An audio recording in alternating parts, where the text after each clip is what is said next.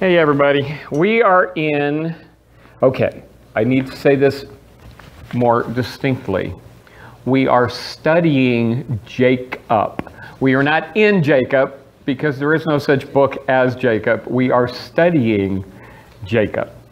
And we're in Jacob part 6.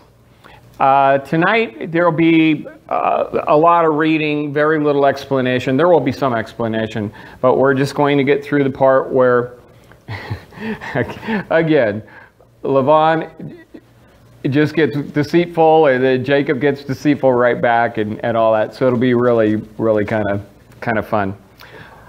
We went through the names of how the wives kind of jabbed each other, and all that. So we're going to be in Genesis. I think we're in 29, if I'm not mistaken, 29. It's after all the babies have been born. 30? Thank you. 30. So we're now going, they all gave birth. So now Jacob and Laban are going to do some more. Such a deal. We're going to do some more dealing. So in 30, verse 25. After Rachel gave birth to Joseph, Jacob said to Laban, "Send me off so that I can go to my own place and my own country. Give me my wives and children whom I've worked for, and I will go. You know the work I've done for you." Laban said, "Do me this favor. I've discovered that by a divine sign, that the Lord has blessed me because of you. So name your price and I'll pay it. I am getting blessed by God because you are here. I know I'm getting blessed by God because you are here. What do you want to stick around? What do you need? What kind of pay do you want to stick around?" So Jacob says, "You know how I've worked for you and how well your livestock have done with me. Well, in my care, what little you had has been multiplied a great deal. The Lord blessed you wherever I took your livestock. Now, when will I be able to work for my own household?" Jacob realizes that he is being blessed, but that all the blessings are going to Laban. Because I'm working for you, therefore any increase you have in the flocks goes to you, not to me.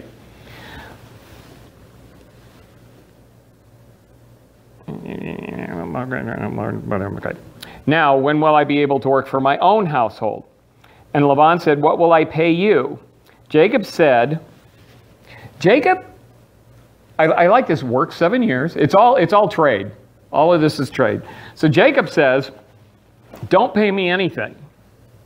If you will do this for me, I will take care of your flock again and keep a portion. I will go through the entire flock today, taking out all of the speckled and spotted sheep, all of the total black, male lambs, and all of the spotted and speckled female goats. That will be my price. I will be completely honest with you when you come to check on our agreement. Every female goat with me that isn't speckled or spotted, and every male lamb with me that isn't black will be considered stolen." All right, they got this wonderful thing going here. Now, he has already worked for him. Jacob has already worked for Laban for 14 years. 7 for Leah, 7 for Rachel. Well, 14 for Rachel. He got Leah thrown in there by mistake. And then he's saying he's going to stay another 6 years doing this cattle thing. 34. Laban says, "All right, let's do it." Good old Laban. However, on that same day, Laban took out the striped and spotted male goats and all of the speckled and spotted female goats, any with some white in them, and all of the black male lambs, and gave them to his sons.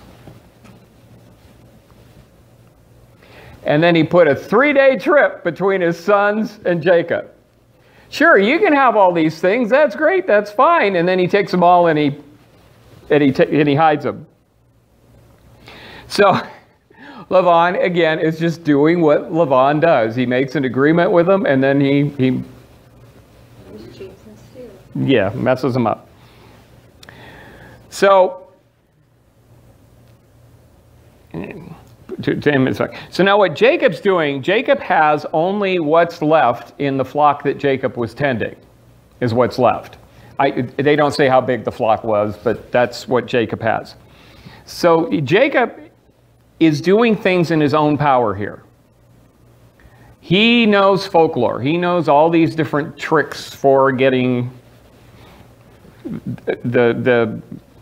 what he wants here.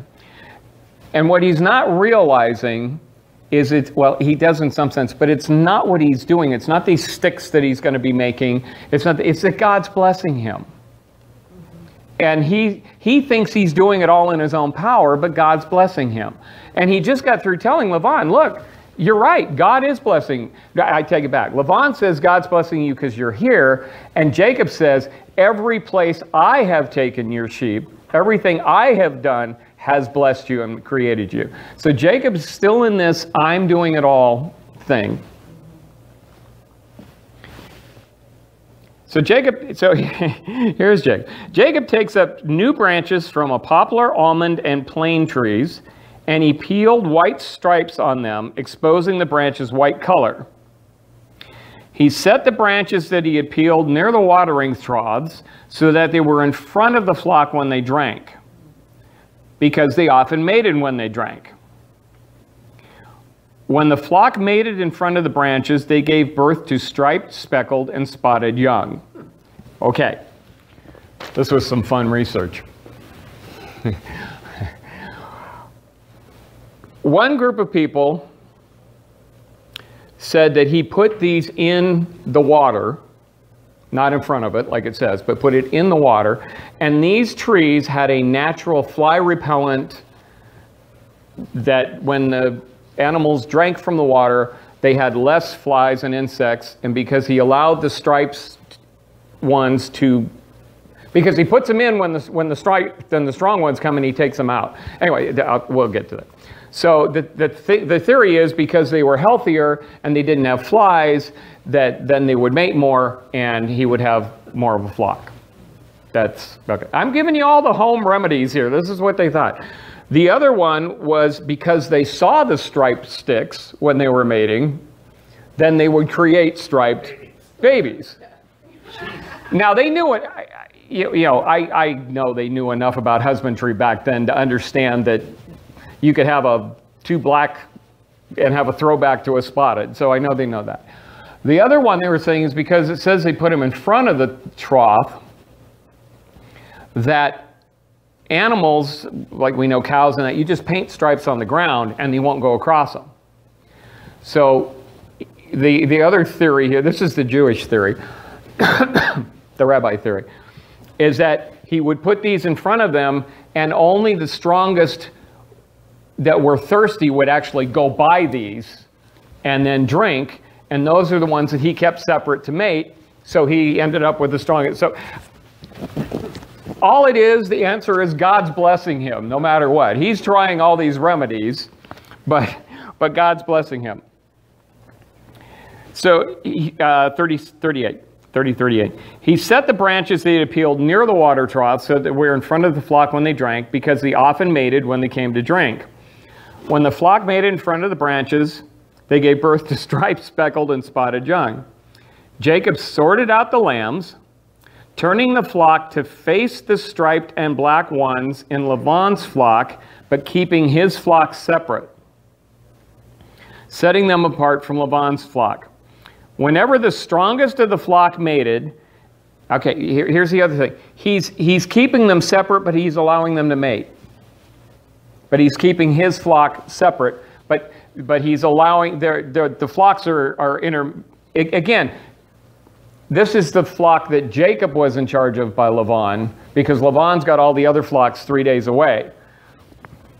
This was an all-white flock when he started taking care of it. There were, I don't know that. He said Laban took all the striped ones and the spotted ones and the black ones. Of his flock, because Jacob had. Because Jacob was going to go take them out. Right. So he's got a non-spotted flock. Yeah, but fortunately we have throwback, and the sticks. Whenever the strongest mated, Jacob put the branches in front of them near the watering trough so that they mated near the branches. But he didn't put branches up for the weakest of the flock, so the weakest became Laban's and the strongest Jacob's. The man Jacob became very, very rich. He owned large flocks, female and male servants, camels, and donkeys. So in 6 years, he turned this small flock that he was left with into a huge flock. And obviously he traded because he had camels and donkeys and all this other stuff. He became very rich. Now it says if we go, here's the reason. In Genesis 27, we have read, God, this is Isaac's blessing.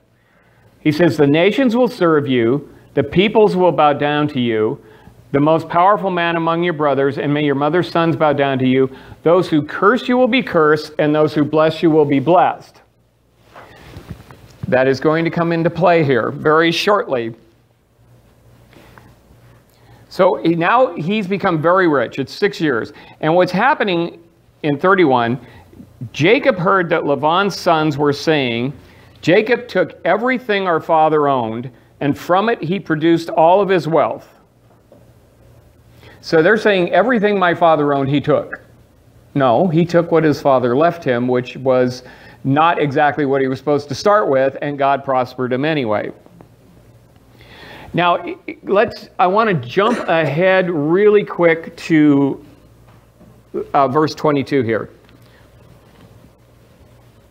Nope, I'm sorry, that's not where I wanted to jump ahead to. We'll get to it. It didn't make my notes. So now what happens is God comes to Jacob and says, go back to the land of your ancestors and to your relatives, and I will be with you. God has been with him all along. He keeps saying, I will be with you. I will do this. I'm going to give you this. I will be with you. So Jacob sent for Rachel and Leah and summoned them into the field where his flock was, and he said to them, I am aware that your father no longer likes me as much as he used to.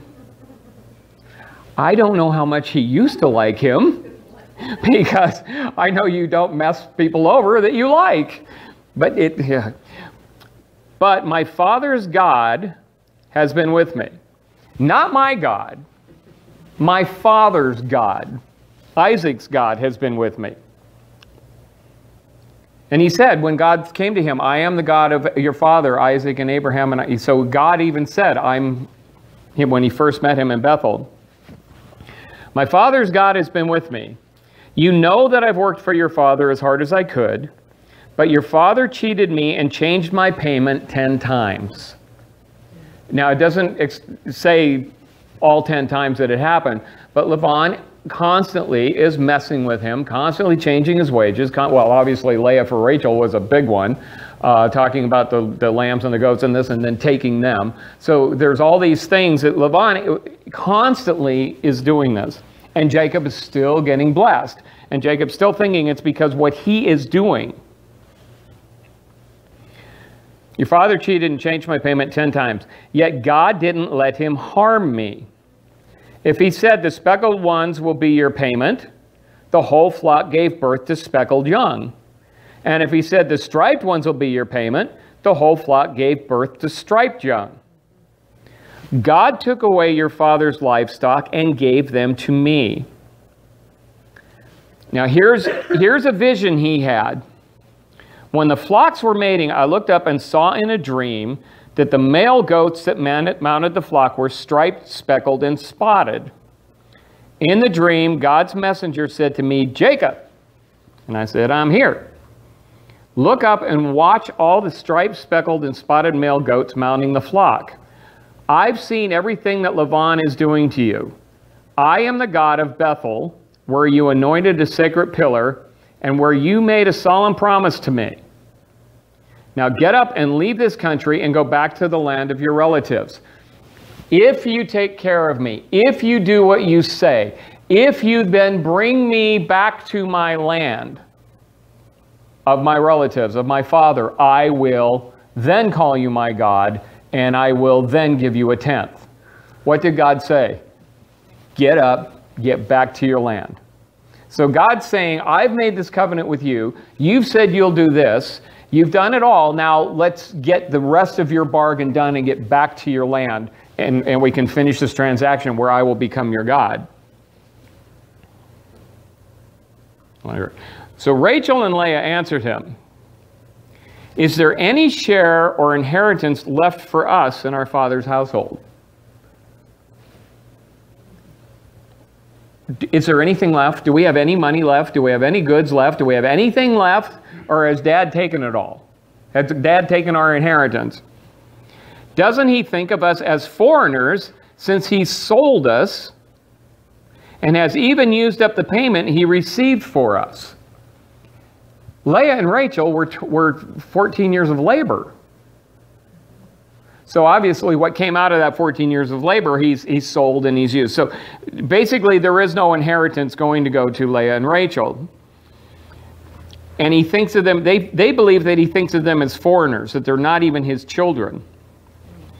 All of the wealth, 31:16, all of the wealth God took from our father belongs to us and our children. Now do everything God told you to do. So God came to you, Jacob. He's blessed you. You've taken all this from Laban, from our father. You've this beautiful flock. Everything's been raised. You were a very, very rich man. Let's take it and go. So Jacob got up, put his sons and wives on the camels, and set out with all of his livestock and all of his possessions that he had acquired. Okay, it's coming, I guess. In Paddan-aram, in order to return to his father Isaac in the land of Canaan. Remember here, he's not just going back to Isaac, he's also going back to Esau. In the land of Canaan. Now, while Laban was out shearing his sheep, Rachel stole the household's divine images that belonged to her father. The word here, these divine images, means idols. It doesn't mean like a golden statue. It means an idol. The same word is used in Micah 1:7, where it says, all the graven images thereof shall be beaten to pieces. Graven images, that's the same word. That's the same word that he's using here. So she stole his gods and is taking them with her. So Jacob and his entire household left. He got up, crossed the river, and set out directly for the mountains of Gilead. 3 days later, Laban finds out that he's gone. So Laban took his brothers, chased Jacob for 7 days, and caught up with him in the mountains of Gilead. That night, God appeared to Laban, the Aramean, in a dream and said, this is a loose translation of what he said, be careful and don't say anything hastily to Jacob one way or the other. King James, do not bless or curse Jacob. Why is God saying do not bless or curse Jacob? His blessing that was given to Jacob, I will bless those who bless you, I will curse those who curse you. God is warning Laban, don't curse him, because then you'll be cursed, but I don't want you blessed either. So don't bless him either. So God actually comes to him and says, do not bless him or curse him.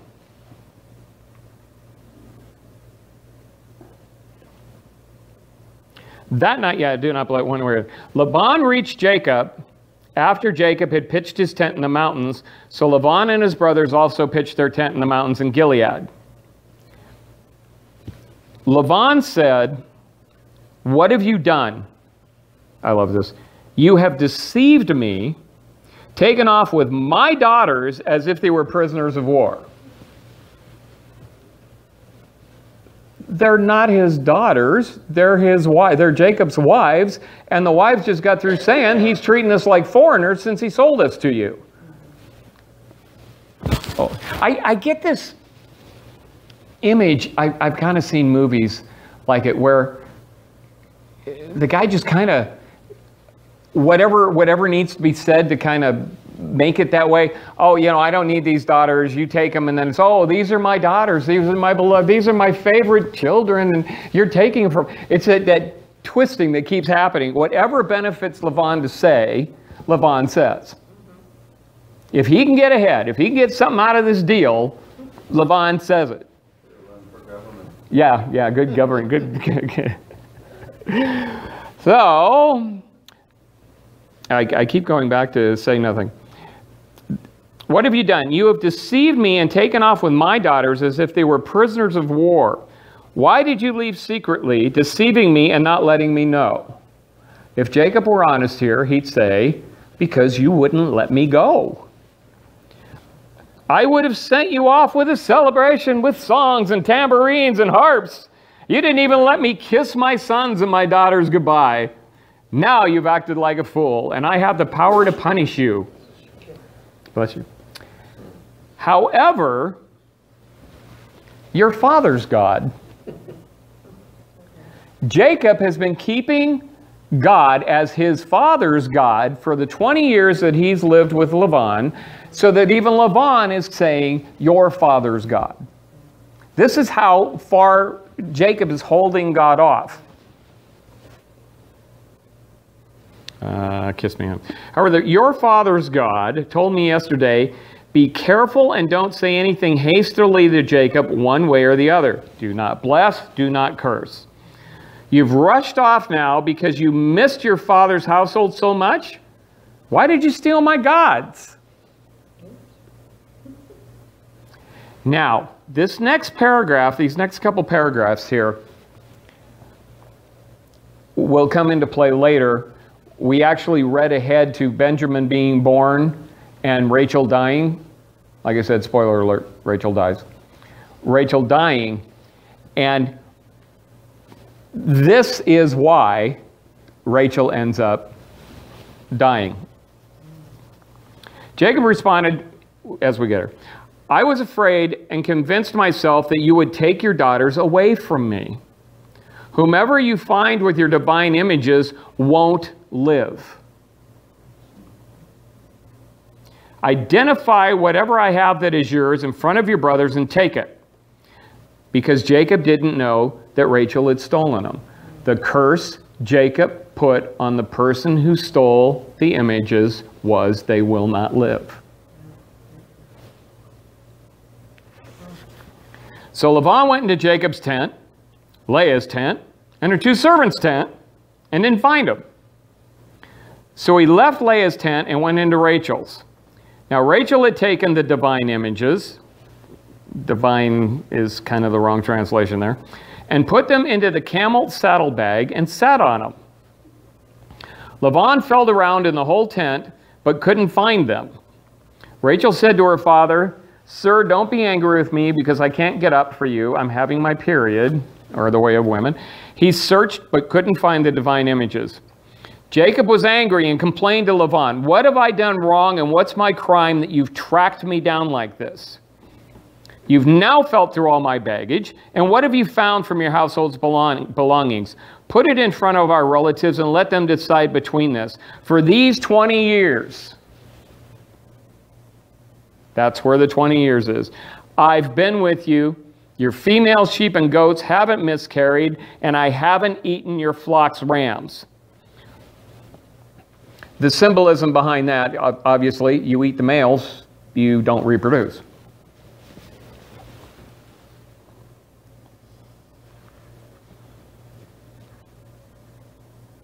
And I just lost myself. When animals were killed, I didn't bring them to you, but took the loss myself. You demanded compensation from me for any animals poached during the day or night. You wanted money from me when something was stolen or eaten. The dry heat consumed me during the day and the frost at night. I couldn't sleep. I've now spent 20 years in your household. Twice he's brought that up. Spent 20 years working for you. I worked 14 for your 2 daughters, and for 6 years for your flock, and you changed my pay 10 times. If the God of my father, the God of Abraham, and the awesome one of Isaac hadn't been with me, you'd have no doubt sent me away without anything. God saw my harsh treatment and my hard work and reprimanded you yesterday.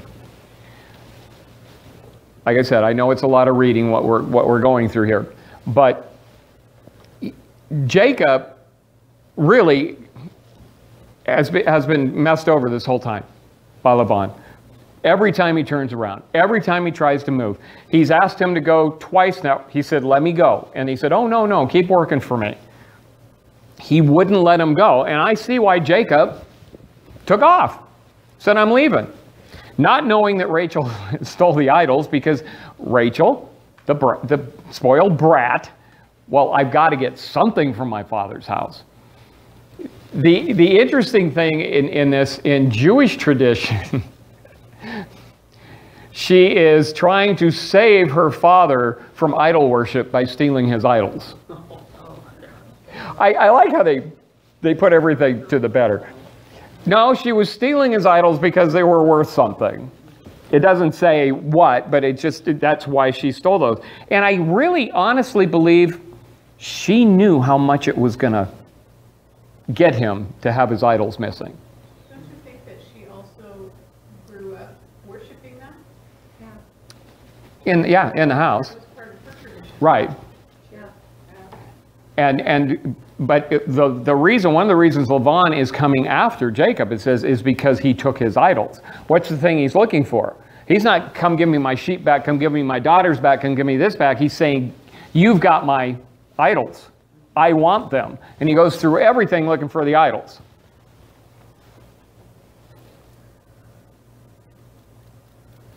Oh, I got to start putting my hands.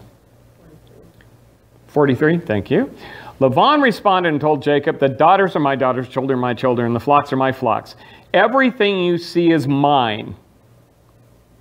But what can I do now that my daughters are about their sons? Let us make a covenant, you and me, and let something be our witness. This is the one altar I was talking about, where Laban and Jacob set up an altar, and it's a flat platform where they sit and make an agreement.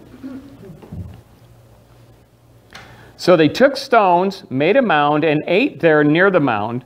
Laban called it, I didn't look these up, Jegar Sahadutha, which means, thank you, mound of witness. And Jacob called it Gilead, which is mound of witness. Cool. So they both called it mound of witness. Laban said, this mound is our witness today, and therefore we name it Gilead. He also named it Mizpah because he said, the Lord will observe both of us when we are separate from each other. God's going to be watching. All of a sudden, Laban is putting a quote-unquote curse using Isaac's God, the father of Jacob's God, and he's saying, God's going to watch you. I'm not going to be able, you're still under somebody's eye. You're still going to be being watched here. The Lord will observe both of us when we are separated from each other. If you treat my daughters badly, and if you marry other women, though we aren't there, know that God observed our witness. God is our witness to everything that you're doing. Laban said to Jacob, here is this mound, and here is the sacred pillar that I've set up for us. This mound and the sacred pillar are witnesses that I won't travel beyond this mound, and that you won't travel beyond this mound and this pillar to do harm. The God of Abraham and the God of Nahor will keep order between us. So Jacob gave his word in the name of the awesome one of his father, Isaac. Jacob offered a sacrifice on the mountain and invited his relatives to a meal. They ate together, spent the night on the mountain. Laban got up early in the morning, kissed his sons and daughters, blessed them, and let them go to his own place. So they have come to that agreement. This is what I was talking about at the altar. This is the altar where the agreement was made. Do not come back here. Do not come back to my land to do any harm. You go on your way. You stay separate. And that's that covenant we make at the cross. I'm going to leave the world and I'm going to go walk. And actually, I am going to meet God. He doesn't know it, but Jacob's on his way to meet God. You know, I think